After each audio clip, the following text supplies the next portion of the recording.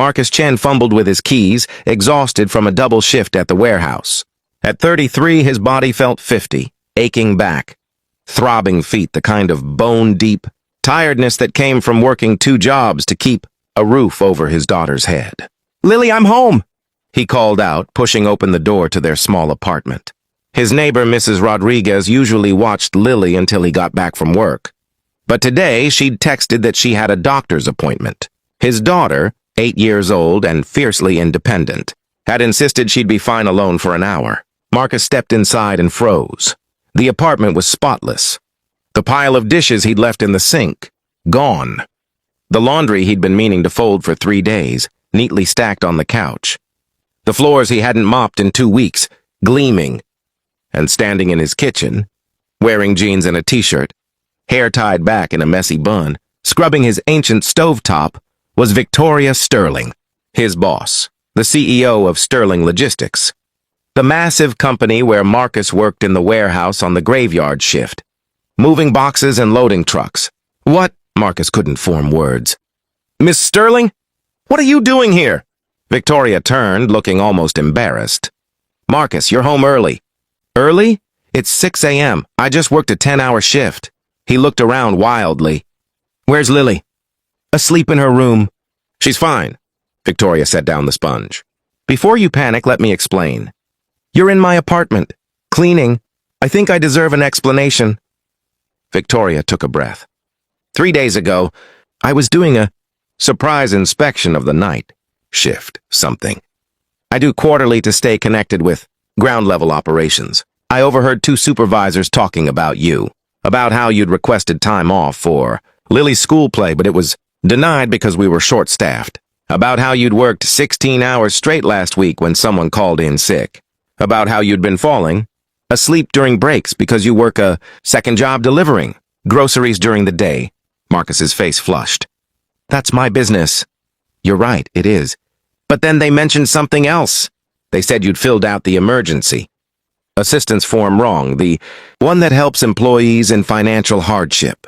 You'd accidentally put your gross income instead of net, which made it look like you earned too much to qualify for help. So your application was automatically denied." Marcus remembered that form. He'd filled it out at 3 a.m. between shifts, desperate for help with Lily's medical bills from her broken arm last month. "So what? I made a mistake." "You made a mistake because you were exhausted. Because you're working yourself to death, trying to provide for your daughter. Alone." Victoria's voice was gentle. "I pulled your file, Marcus. I shouldn't have. It's probably a privacy violation, but I did. And I learned some things." "What things?" Marcus asked warily. "That your wife died 2 years ago. Car accident. That you have full custody of Lily. That you've worked for Sterling for 6 years. And in that time, you've never been late once. Never missed a shift unless your daughter was sick. And you've been written up 3 times for exceeding productivity. Quotas, which shouldn't even be possible." Victoria stepped closer. "I also learned that you have a degree in business management from State University but couldn't finish your MBA because you ran out of money. That you were on track to be a supervisor before your wife died, but you withdrew from the training program to focus on Lily. Why are you telling me this?" Marcus's voice cracked. "Because yesterday I reassigned your case to myself and personally reviewed your emergency assistance application. You qualify, Marcus. You more than qualify. But by the time I approved it and processed the payment, I realized something. It wasn't enough. The $3,000 we give for emergency assistance wouldn't even cover your daughter's medical bills, let alone the rent you're behind on, or the car repairs you need, or the fact that your daughter is wearing shoes 2 sizes too small because you can't afford new ones." Marcus felt his eyes burn. "How do you know about her shoes?" "Because I came here yesterday to deliver the assistance check personally and apologize for the error. And Lily answered the door." Victoria's own eyes were wet now. She was so excited to have a visitor. "She showed me her room, her drawings, told me about her broken arm and how brave she'd been at the hospital. And I noticed her shoes.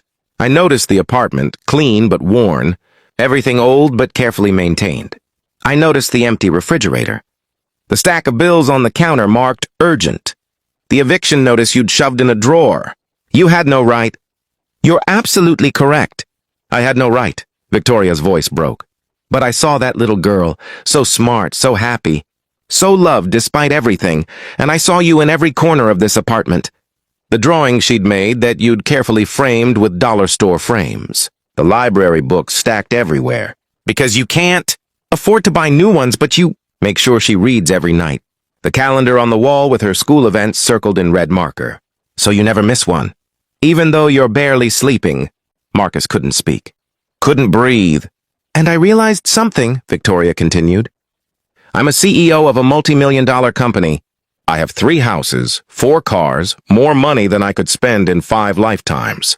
And I got it all because my father gave me a small loan of $2 million to start my business.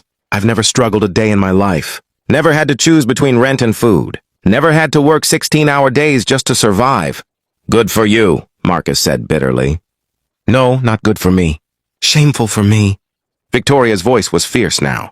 Because I'd been patting myself on the back for staying connected with my employees, for doing quarterly inspections and handing out Christmas bonuses. But I didn't know you, Marcus. I didn't know any of you.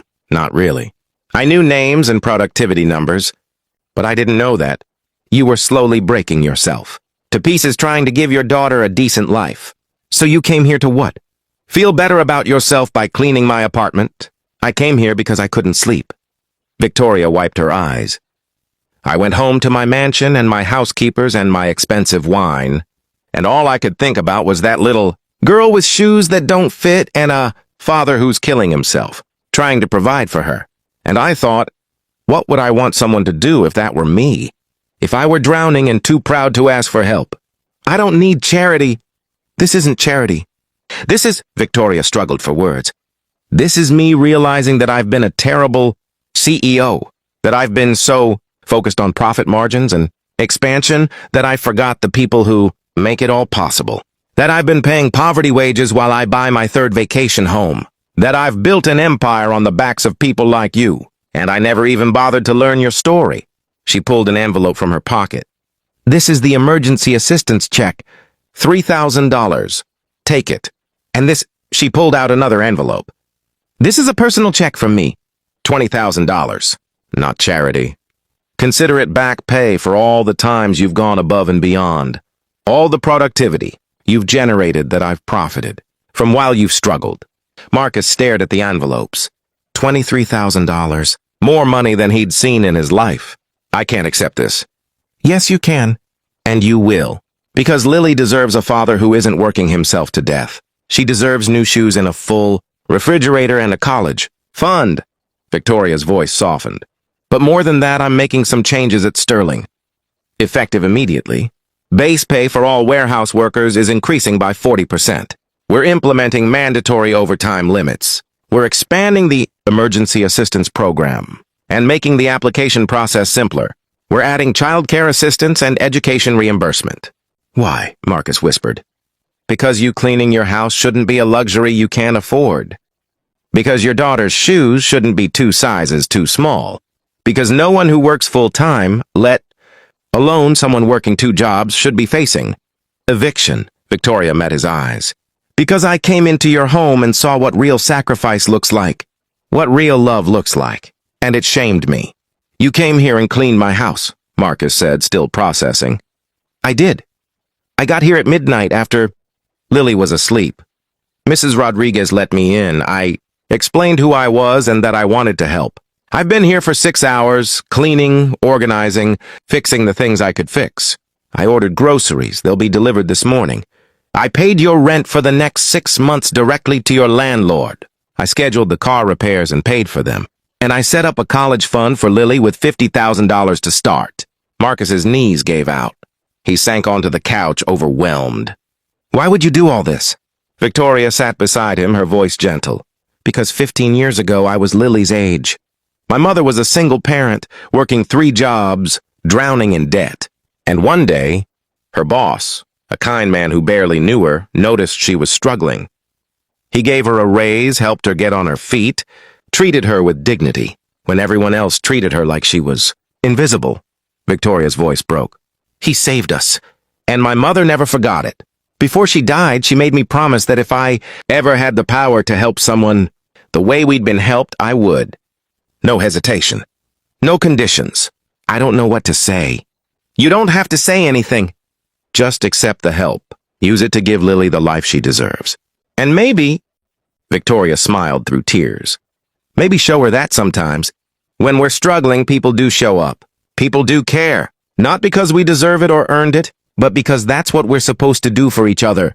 Marcus looked around his spotless apartment, at the envelopes in his hands, at this billionaire. CEO who'd spent her night scrubbing his floors because she'd seen his daughter's too small shoes and couldn't live with herself. Thank you, he whispered. I don't know how to thank you enough. You already did. You showed up for your daughter every single day, no matter how hard it got. That's all the thanks I need. Victoria stood. I should go. Lily will wake up soon and she should see her dad, not a stranger in the kitchen. At the door, she turned back. Oh, and Marcus? On Monday, you have an interview for the warehouse supervisor position, the one you should have gotten 2 years ago. Better hours, better pay, and you'll finally get to use that business degree. Interested? Marcus could only nod, tears streaming down his face. After Victoria left, Marcus sat in his clean apartment, holding $23,000, and cried. Not from exhaustion or desperation this time, but from overwhelming relief and gratitude.